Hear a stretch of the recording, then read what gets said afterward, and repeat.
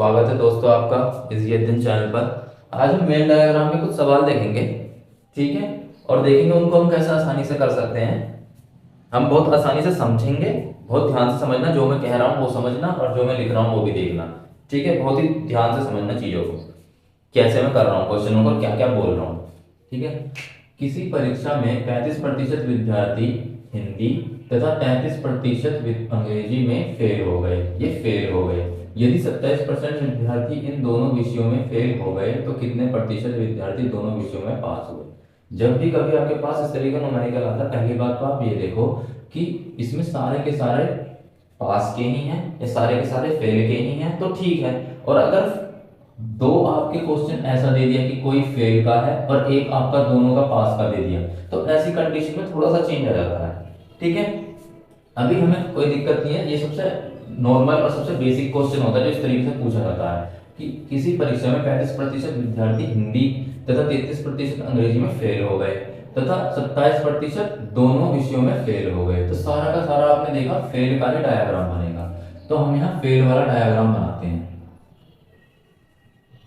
और आपको कोई, मैं आपको रिकमेंड करूंगा आप इसमें ना तो कोई फॉर्मूले याद करें ना कुछ करें, बस एक कॉन्सेप्ट समझे मैन आरेख का, और आप ये किसी भी तरीके का क्वेश्चन कर ले जाएंगे। वरना आपको सवाल अगर थोड़ा सा चेंज हो जाएगा ना तो आपको जो है प्रॉब्लम हो जाएगी। इस वजह से कह रहा हूँ आप मैन आरेख का कॉन्सेप्ट समझें, ठीक है। एक परीक्षा में 35% विद्यार्थी हिंदी में, तो हम फेल का डायग्राम बनाएंगे। हिंदी है एक सब्जेक्ट है आपका अंग्रेजी, तो हमने एक डायग्राम बनाया, बहुत ही ध्यान से समझिएगा, ठीक है। एक अंग्रेजी का बनाया, ठीक है। ये फेल का डायग्राम है, ठीक है। तो हिंदी में फेल की डायग्राम में हिंदी में कितने प्रतिशत फेल है, वो है आपका 35%। और मैंने इसे आपको पहले ही बताया इस गोले के बाहर क्यों लिखा, क्योंकि वो केवल हिंदी के प्रतिशत वाली बात नहीं कह रहा कि केवल हिंदी में फेल है। अगर केवल हिंदी में फेल है लिखना होता तो वो मैं गोले के अंदर लिखता, क्योंकि ये सिर्फ हिंदी में फेल की बात कर रहा है। तो इसमें दो चीजें आ रही है, मैंने आपको तब भी बताया था, एक केवल वाली भी और एक बोथ वाली भी, कि दोनों में फेल और आपका हिंदी में फेल, ठीक है। तो 35%। और ऐसे ही आपका अंग्रेजी में 33%, इंग्लिश में आपका हो गया 33%, ठीक है। अंग्रेजी में फेल 33%, ठीक है। और ये कहता है कि दोनों में विषयों में फेल 27%, तो वो हम यहां लिखेंगे बीच में, वो हमने बीच में लिख दिया, ओके। 27% दोनों में फेल। अब हम क्या करेंगे, 27% दोनों में फेल है और टोटल हिंदी में फेल 35 है। तो अगर हमें केवल हिंदी में फेल निकालना हो तो 35 माइनस 27 करेंगे, तो ये क्या रहेगा आपका 35 माइनस 27, 35 माइनस 27 इक्वल्स टू 8। तो आपका 8 जो आया है, 35 माइनस 27 इक्वल टू 8, जो आपका 8 आया है ये केवल हिंदी में फेल है। ऐसे ही अगर आप केवल अंग्रेजी में फेल की वैल्यू निकालनी है तो जो इंग्लिश में 33% है टोटल फेल है, इन टोटल फेल में से 27 को मैं भाग माइनस कर दूंगा। टोटल फेल में से, इंग्लिश में टोटल फेल में से जो 27 है इसको मैं माइनस कर दूंगा, 33 माइनस 27 इक्वल टू 6। तो ये जो आपका 6 आया, ये आपका क्या है, ये आया केवल इंग्लिश में फेल 6 की वैल्यू, ठीक है। और क्यों आया, क्योंकि इंग्लिश में फेल टोटल 33% थी, 27 आपका दोनों में फेल थे। तो अगर मैं इसमें से इसको घटा देता हूं तो ये वाली वैल्यू आ जाएगी बची हुई, जो केवल इंग्लिश में फेल को दर्शाती है, ठीक है। ये बात समझिए। तो अब इसने क्या पूछा है, तो कितने प्रतिशत विद्यार्थी दोनों विषयों में पास हुए, ठीक है। पहले हम ये निकालें कि कितने प्रतिशत विद्यार्थी टोटल फेल हुए।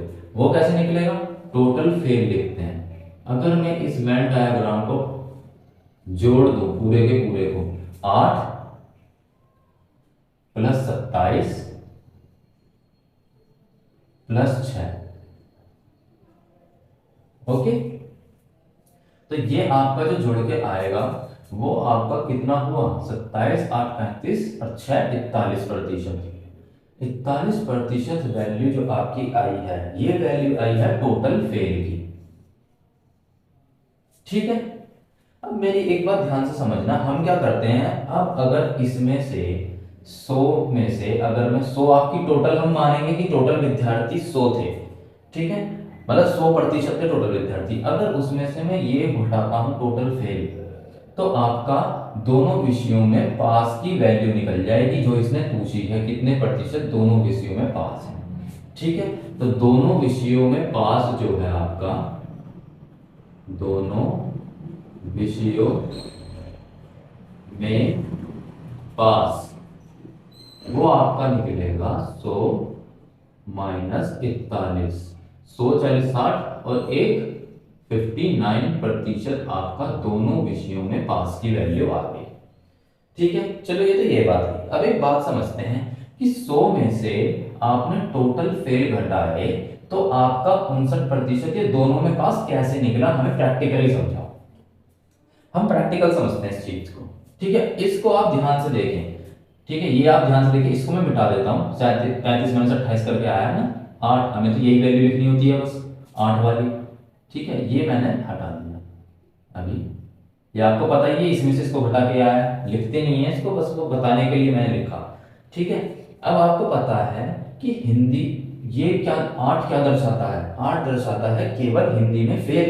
ठीक है, ये दो चीजें दर्शा रहा है। किसी भी पूरे डायग्राम के अंदर 6 कंपोनेंट्स होते हैं, 6। एक तो आपका केवल हिंदी में पास 8 है, और जो केवल हिंदी में पास है 8, यही केवल ये सॉरी ये जो 8 है ये आपका फेल का डायग्राम है ना, तो केवल हिंदी में फेल आपके 8 हैं।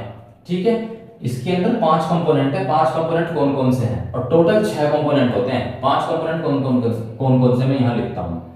पहला कंपोनेंट देखो, केवल हिंदी में फेल जो 8 हैं, वो ये दर्शाता है केवल हिंदी में फेल।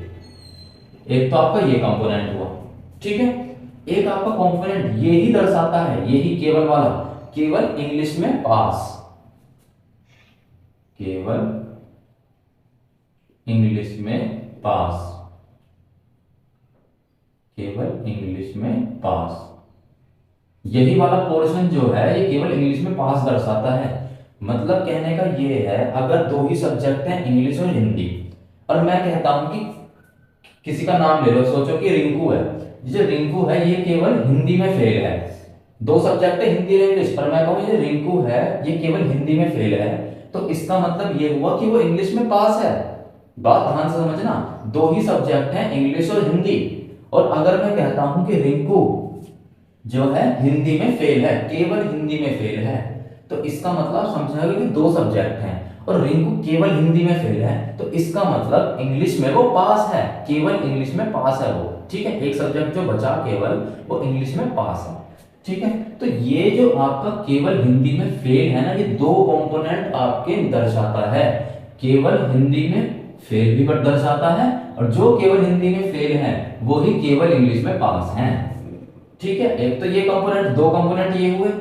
एक कंपोनेंट आपका, ये आपको पता ही है, फेल का डायग्राम है 27 का, मतलब है बोथ फेल, मतलब कि बोथ सब्जेक्ट में फेल वाले दर्शाता है 27, ये आपको पता ही है। और जो 6 है ये आपका क्या क्या दर्शा रहा है, एक तो आपका दर्शा है केवल इंग्लिश में फेल, केवल इंग्लिश में फेल। ठीक है, ये आपको पता ही है, ये आपका क्या दर्शा है, फेल का डायग्राम है इंग्लिश का, और ये 6 क्या दर्शा रहा है, केवल इंग्लिश में फेल। और एक और चीज दर्शा रहा है, केवल हिंदी में पास, केवल हिंदी में पास।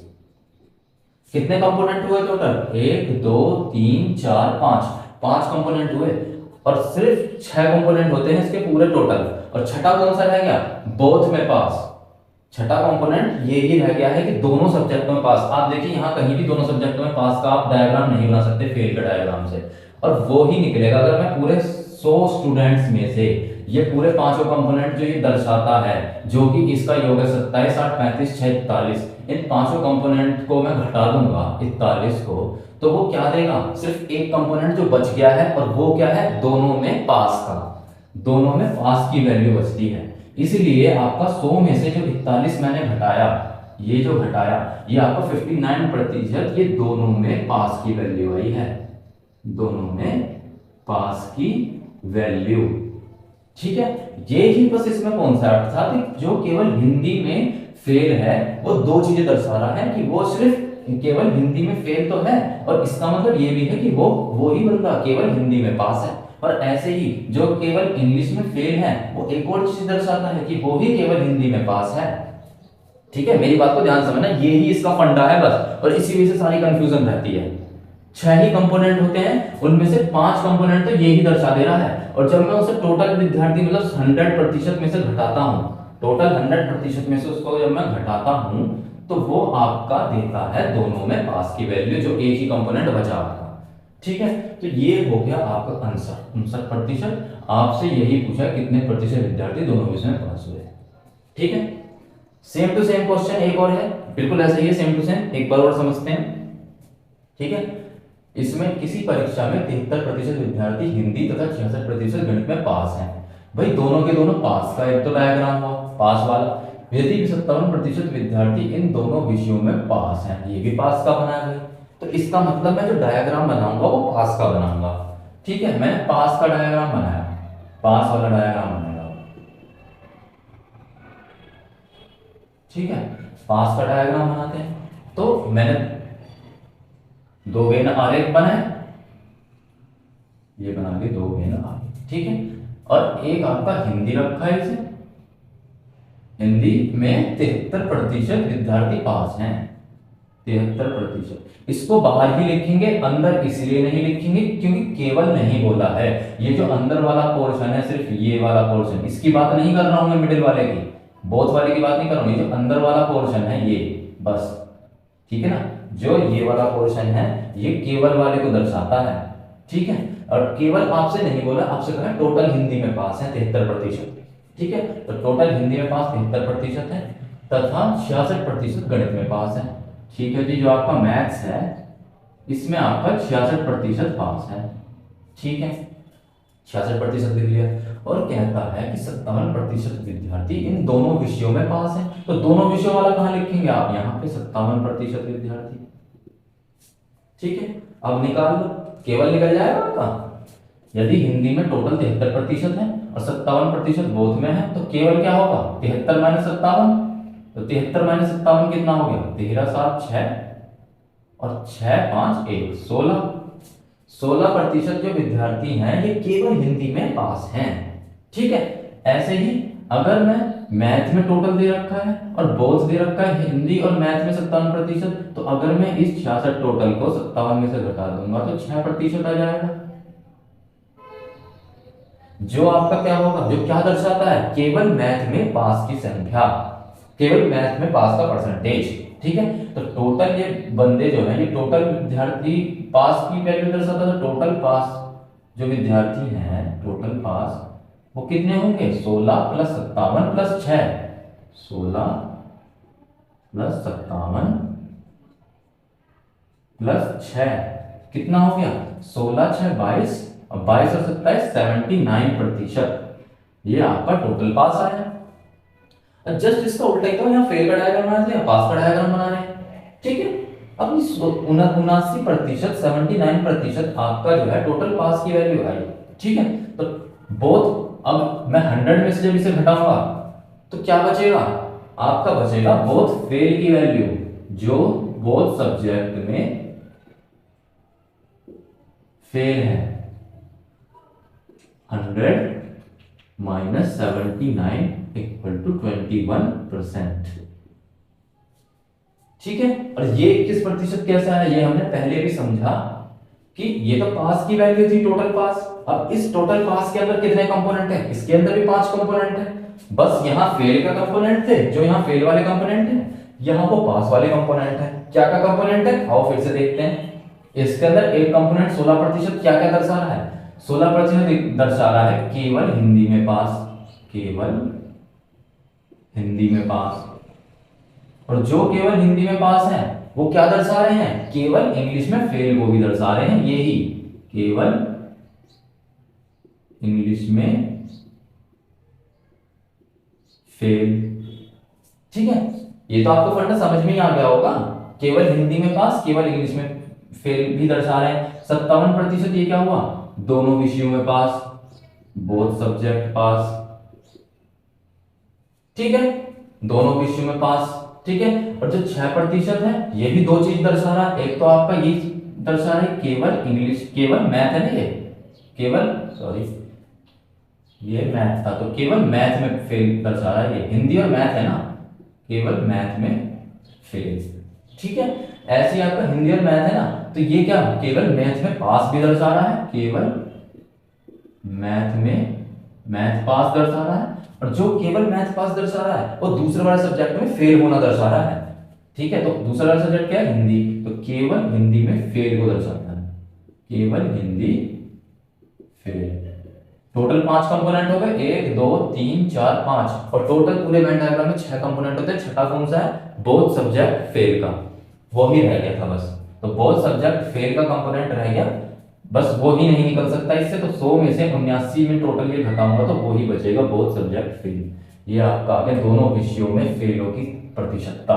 ठीक है, दोनों सब्जेक्ट में 21%। ये दोनों क्वेश्चन तो सेम थे, यहाँ फेल का डायग्राम बनाया, यहां जो है आपका पास का डायग्राम बनाया, और क्वेश्चन बिल्कुल सेम।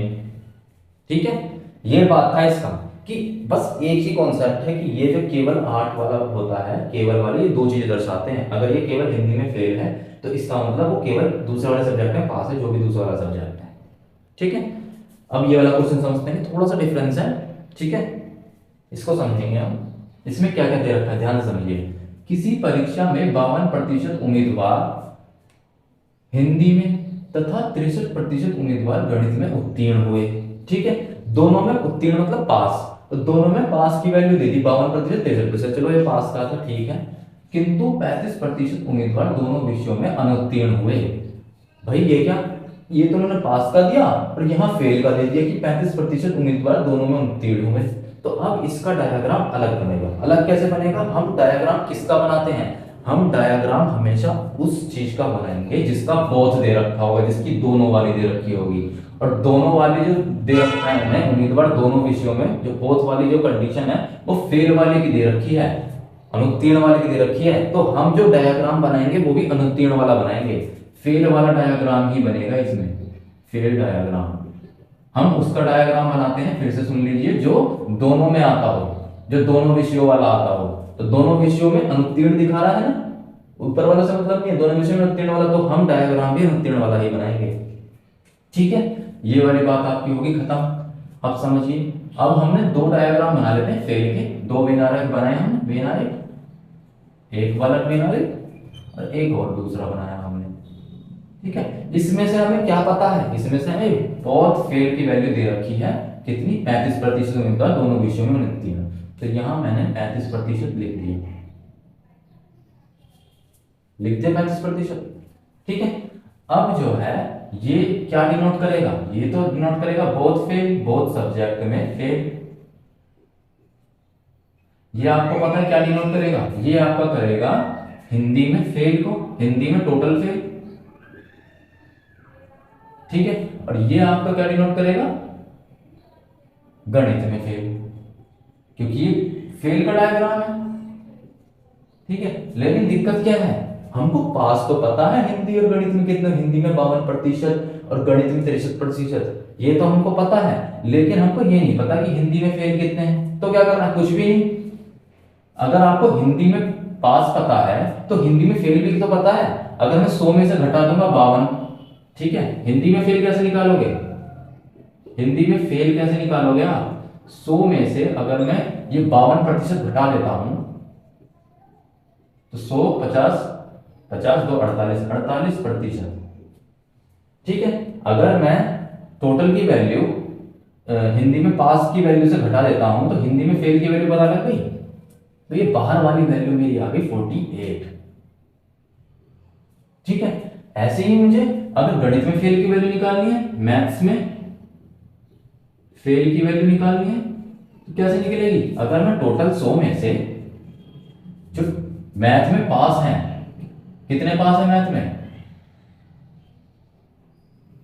63%, 63% को अगर मैं घटा देता हूं तो कितना है 37%। यही तो आपका हुआ मैथ्स में फेल। भाई टोटल फेल इन्होंने दे रखा है हिंदी में 52%, अगर मैं 100 में से घटा दूंगा तो टोटल फेल निकल जाएगा हिंदी में 48%। और ऐसे अगर मैथ्स में इन्होंने पास दे रखा 63%, तो अगर मैं 100 में से 63 घटा दूंगा तो मैथ्स में टोटल फेल की वैल्यू निकल जाएगी। तो यही तो वैल्यू दिया 48 जो बाहर लिखी जाती है, और यहाँ से 38 है ना, यहाँ 48 और यहाँ से 38।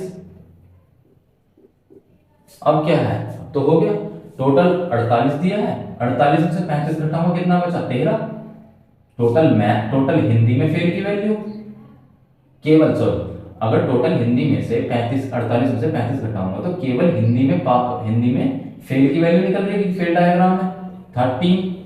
और आपका अगर मैं गणित में फेल में से 37 में से 35 घटाऊंगा तो ये आपका बचेगा 2। ये क्या दर्शाएगा आपका, केवल गणित में फेल की वैल्यू। तो टोटल फेल निकाल लो यहां से,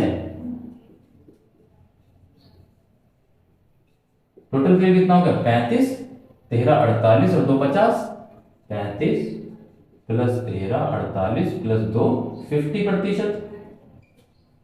ठीक है, कह क्या रहा है, यदि 250 उम्मीदवार दोनों विषयों में उत्तीर्ण हुए तो परीक्षा देने वाले उम्मीदवारों की कुल संख्या बताएं। ठीक है, आपका क्या है इसमें, यदि 250 उम्मीदवार दोनों विषयों में उत्तीर्ण हुए। ठीक है, ये तो हमने निकाल लिया किसका, फेल वाले का।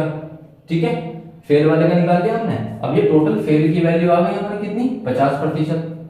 ठीक है, अब जब मैं इसमें से जब मैं इसमें से 100 में से अगर मैं टोटल फेल की वैल्यू निकालूंगा 50% की, बोथ पास निकलेगा, दोनों विषयों में पास क्या होंगे इसमें, बिल्कुल ऐसे जैसे हम करते आ रहे हैं, दोनों विषयों में पास की वैल्यू क्या होगी, जैसे हम यहाँ करते आ रहे हैं बोथ सब्जेक्ट में। अगर टोटल फेल दे रखा है तो दोनों विषयों में पास की वैल्यू क्या होगी, 100 में से टोटल में से ये वाला 50%, टोटल फेल को अगर मैं घटा दूंगा तो आपका बोथ सब्जेक्ट में पास की वैल्यू आएगी 50%।